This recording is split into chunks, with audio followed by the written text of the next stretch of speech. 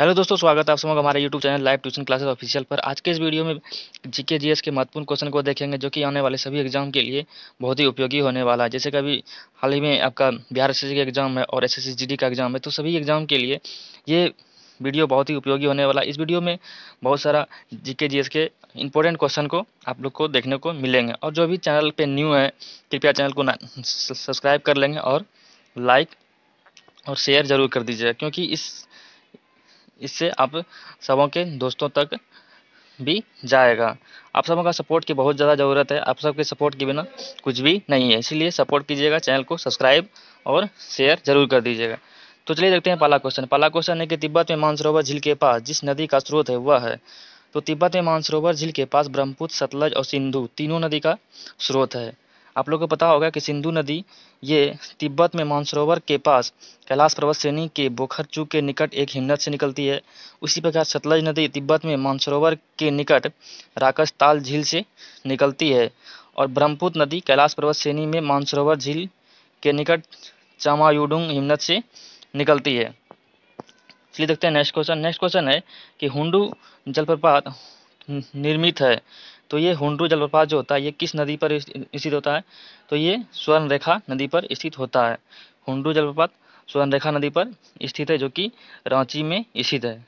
Second question है, third number, कि भारत के निम्नलिखित इस्पात संयंत्रों में से कौन सा सार्वजनिक क्षेत्र के अंतर्गत नहीं आता है? तो भिलाई इस्पात संयंत्र ये सार्वजनिक क्षेत्र के अंतर्गत आता है। उसी प्रकार राउरकेला, दुर्गापुर और टिस्को ये टिस्को सार्वजनिक क्षेत्र के अंतर्गत नहीं आता है। बाकी बात जितना भी हैं, जैसे भिलाई, राउरकेला, दुर्गापुर, ये सभी सार्वजनिक क्षेत्र के अंतर्गत आते हैं। Tata iron and steel company या टिस्को जिसको बोलते हैं हम लोग, तो इसके भारत की प्रमुख इस्पात कंपनी है, जो कि ये पूरे भारत में इस्पात का में की गई थी। यह दुनिया की 5वीं सबसे बड़ी इस्पात कंपनी है। यह इस कंपनी का मुख्यालय मुंबई में स्थित है। यह बृहत टाटा समूह की एक अग्रणी कंपनी है, जो कि ये बहुत ही बड़ी कंपनी है भारत की। सेकंड क्वेश्चन है, आगे क्वेश्चन है कि भारत की तटरेखा की लंबाई कितनी है? तो तटरेखा की लंबाई 6100 किलोमीटर टोटल है। भारत की तटरेखा की लंबाई 6100 किलोमीटर है। तो भारत की स्थलीय सीमा की लंबाई उसी प्रकार 15,200 किलोमीटर और मुख्य भूमि के तटीय सीमा की लंबाई 6100 किलोमीटर। यदि अंडमान निकोबार तथा लक्षद्वीप समूह को भी सम्मिलित कर दिया जाए तो भारत के तटीय सीमा की लंबाई 7,517 किलोमीटर हो जाएगी। ठीक है, इसी प्रकार देखते हैं नेक्स्ट क्वेश्चन। नेक्स्ट क्वेश्चन है कि नगद फसल में सम्मिलित नहीं है। एक होता है कि रबी फसल होता है, उसी प्रकार खरीफ फसल होता है और एक नगदी फसल होता है। तो नगदी फसल इनमें से कौन सा है? तो गन्ना, कपास, जूट, गेहूँ। तो इसमें से नगदी फसल हो जाएगा गेहूँ। गेहूँ रबी फसल है। गेहूँ जो है ये रबी फसल है। रबी फसलों की बुआई समय कम तापमान, पकते समय और गर्म वातावरण की आवश्यकता होती है। ये फसलें सामान्यतः अक्टूबर नवंबर के महीने में बोई जाती है, जो कि चना, मसूर, सरसों आदि भी ये सभी क्या है? रबी फसल का उदाहरण है। तो इनमें से गेहूं जो है ये नगदी फसल नहीं है। बाकी बात गन्ना, कपास, जूट ये सभी क्या है? नगदी फसल है। गेहूं ये रबी फसल है। नेक्स्ट है भारत विश्व में दूसरा सर्वश्रेष्ठ उत्पादक एवं उपभोक्ता है।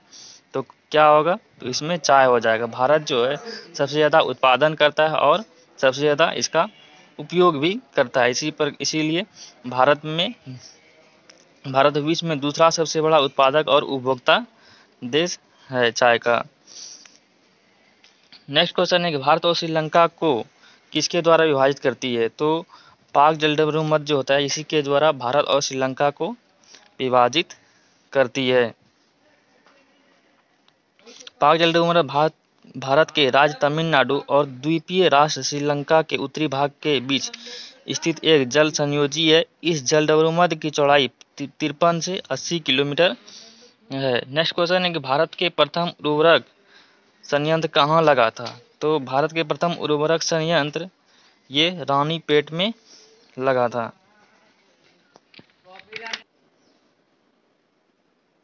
नेक्स्ट क्वेश्चन है कि भारत का सबसे अधिक जनसंख्या वाला शहर कौन सा है? तो भारत का सबसे अधिक जनसंख्या वाला शहर ये मुंबई है। जैसा कि आप लोगों को पता होगा कि वर्ष 2001 और 2011 की जनगणना के आंकड़े के अनुसार देश में सर्वाधिक जनसंख्या वाला शहर मुंबई है। उसी प्रकार दिल्ली दूसरे स्थान पर और कोलकाता तीसरे स्थान पर है। नेक्स्ट क्वेश्चन है कि निम्नलिखित में से कौन महाद्वीप क्षेत्रफल के अनुसार दूसरा सबसे बड़ा है? तो दूसरा सबसे बड़ा महाद्वीप क्षेत्रफल के आधार पर अफ्रीका महाद्वीप है। अफ्रीका महाद्वीप है। क्षेत्रफल के अनुसार सबसे बड़ा महाद्वीप महाद्वीप एशिया है, उसके बाद अफ्रीका है। तथा सबसे छोटा महाद्वीप ऑस्ट्रेलिया है, परंतु अफ्रीका क्षेत्रफल के अनुसार दूसरा सबसे बड़ा महाद्वीप है। नेक्स्ट क्वेश्चन 11 नंबर क्वेश्चन है कि साफ रातें मेघीय रातों की अपेक्षा अधिक ठंडी होती है। किसके कारण होता है? तो ये विकिरण के कारण होता है, क्योंकि विकिरण के कारण मेघीय रातों में पृथ्वी का तापमान मेघों में परावर्तित होकर पुनः पृथ्वी पर लौट आता है और वायुमंडल गर्म बना रहता है, जबकि साफ रातें में विकिरण के चलते पृथ्वी की ऊष्मा उत्सर्जित होकर अंतरिक्ष में चली जाती है और रातें ठंडी रहती है। यही कारण है, तो विकिरण के कारण ठंडी होती है। नेक्स्ट क्वेश्चन है कि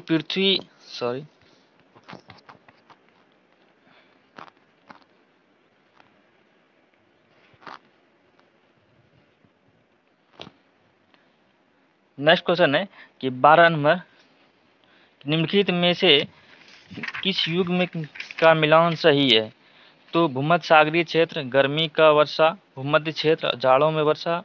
तो ये हो जाएगा इसका आंसर भूमध्य क्षेत्र जाड़ों में वर्षा। मानसूनी क्षेत्र पूरे साल भरी वर्षा, मरुस्थलीय क्षेत्र जाड़े की वर्षा। तो इसका आंसर हो जाएगा ये भूमध्य क्षेत्र जाड़ों में वर्षा, ये सही है। क्योंकि भूमध्य सागरीय जलवायु भूमध्य सागर के चारों ओर पाई जाती है, जहां जाड़े में वर्षा होती है और ग्रीष्मकाल शुष्क होता है।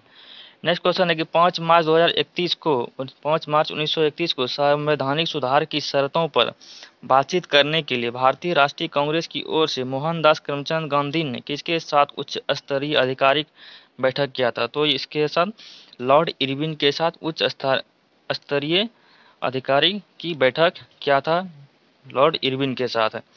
लॉर्ड इरविन 5 मार्च 1931 को संवैधानिक सुधारों की शर्तों पर बातचीत करने के लिए भारतीय राष्ट्रीय कांग्रेस की ओर से मोहनदास करमचंद गांधी के साथ उच्च स्तरीय आधिकारिक बैठक में भाग लिया था। नेक्स्ट क्वेश्चन है दामोदर नदी निकलती है, तो ये कहाँ से निकलती है? छोटा नागपुर से निकलती है। दामोदर नदी का उद्गम पलामू के लातेहार जिले के उत्तरी पूर्वी भाग से होता है, जो छोटानागपुर का क्षेत्र है। नेक्स्ट क्वेश्चन है कि खरीफ फसलें डैश की मौसम की शुरुआत के साथ बोई जाने वाली फसलें के रूप में वर्णित किया जाता है? तो ये खरीफ फसलों को वर्षा मौसम की शुरुआत के बाद बोई जाने वाली फसलों के रूप में वर्णित किया जाता है। जैसे धान, बाजरा, मक्का, कपास, मूंगफली, ज्वार, अरहर, जूट, गन्ना, मूंग और सोयाबीन आते हैं इसके अंदर।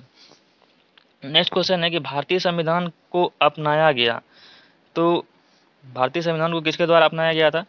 संविधान सभा के द्वारा इसको अपनाया गया था। तो संविधान सभा के प्रथम जो अधिवेशन हुए थे ये 9 दिसंबर 1940 को संसद भवन के केंद्रीय कक्ष में संपन्न हुआ था, प्रथम अधिवेशन। उसी प्रकार संसद भवन के केंद्रीय कक्षा में संपन्न हुआ था और सच्चिदानंद सिन्हा को अस्थायी अध्यक्ष चुना गया था। इसके बाद 11 दिसंबर 1946 को डॉक्टर राजेंद्र प्रसाद को इसका अध्यक्ष बनाया गया था और संपूर्ण संविधान बनने में 2 वर्ष 11 माह 18 दिन लगे थे। इस कार्य पर लगभग टोटल रुपये जो खर्च हुए थे वो 64 लाख रुपये खर्च हुए थे। और टोटल में अभी संविधान में जो है 395 अनुच्छेद है और 8 अनुसूचियां हैं।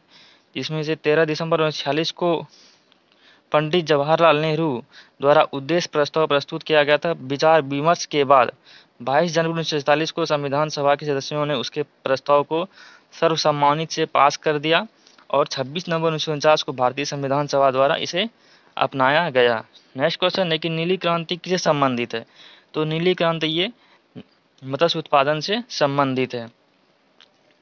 नेक्स्ट क्वेश्चन है कोई वित्तीय बिल प्रस्तावित हो सकता है।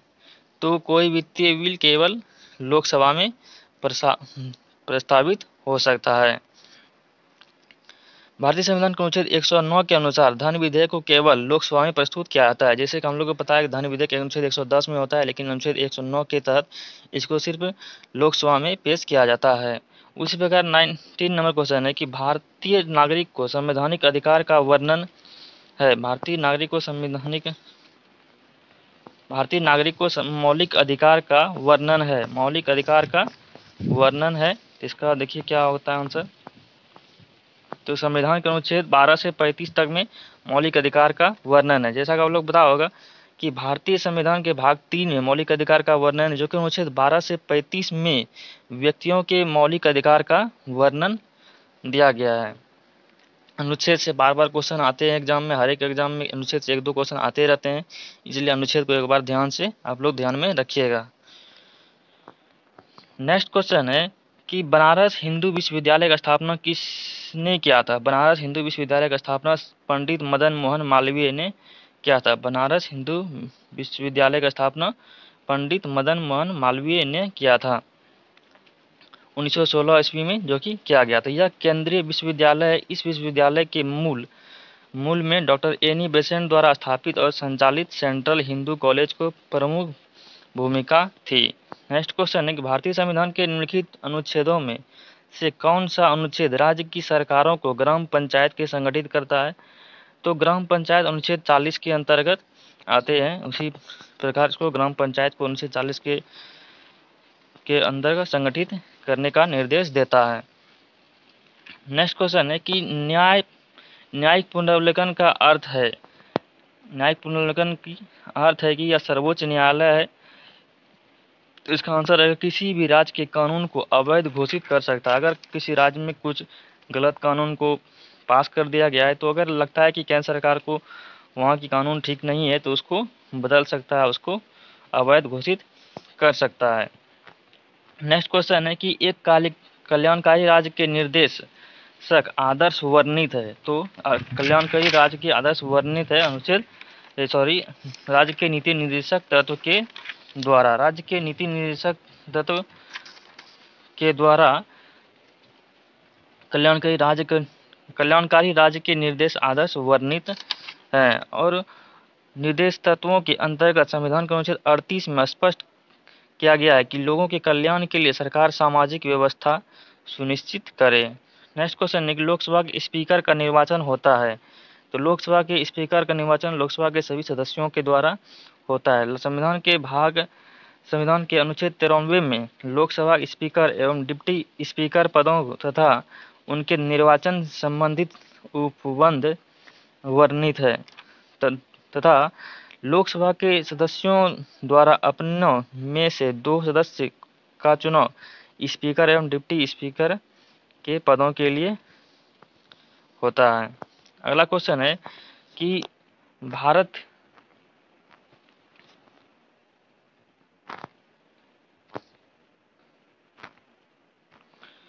के राष्ट्रपति को उसके पद से हटाया जा सकता है। तो भारत के राष्ट्रपति को भारत के मुख्य न्यायाधीश के द्वारा ही हटाया जा सकता है। नेक्स्ट क्वेश्चन है, देखते हैं नेक्स्ट में क्या है। नेक्स्ट क्वेश्चन है कि भारत के किसी भी सदन का सदस्य हुए बिना कोई व्यक्ति कब तक मंत्री पद पर आसीन रह सकता है। तो 6 मंथ के लिए कोई भी सदस्य मंत्री पद पर 6 मंथ के लिए रह सकता है। उसके बाद उसको 6 मंथ के बाद अपना बहुमत पूरा करके दिखाना होगा, नहीं तो उसकी सदस्यता को समाप्त कर दी जाएगी। जैसे कि भारतीय संविधान के अनुच्छेद 75 में स्पष्ट किया गया है कि कोई मंत्री यदि लगातार 6 माह तक संसद के किसी सदन का सदस्य नहीं रहता है, तो उस अवधि को पूरा होने की तिथि से मंत्री पद की धारणा नहीं रहेगा। नेक्स्ट क्वेश्चन है कि भारत की प्रजातंत्र इस तथ्य पर आधारित है कि जनता को सरकारों को चुनने तथा बदलने का अधिकार प्राप्त है। तो भारत की प्रजातंत्र मतलब भारत की जो कानून व्यवस्था है, भारत की जो संसद की कानून व्यवस्था है, उसमें कहा गया है कि जनता सरकार को चुनेंगे और बदलने का भी उसी को अधिकार है। अगर जनता वोट देती है तो वो बनेंगे, नहीं देंगे तो कोई और बनेंगे। अगला क्वेश्चन है कि भारतीय राष्ट्रपति राष्ट्रीय आपातकाल की घोषणा कर सकता है तो ऊपर वर्णित सभी कारणों के आधार पर उसको राष्ट्रीय आपातकाल की घोषणा कर सकता है।